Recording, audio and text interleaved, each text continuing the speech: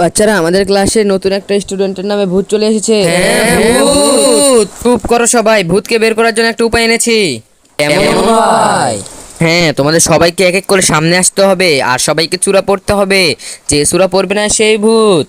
জি sir, সবার আগে আমি আসবো। ইয়াম, তুমি এসো। হ্যাঁ শ্যাম, বল, এখনই বল। হ্যাঁ, যা। সুমন, তুই আয়। Okay sir. চলো, আল্লাহ বলো। আল্লাহ। ঠিক আছে, যাও বসো। এই চিকু, এবার তোর পালা। বল। তুই বলতে পারছিস না, এর মানে তুই ভূত।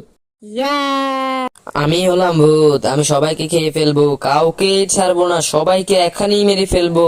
হ্যাঁ, ভূত ভাগো। সবাই পালাও, সবাই পালাও। আস্তে সবাইকেই খেয়ে ফেলবো।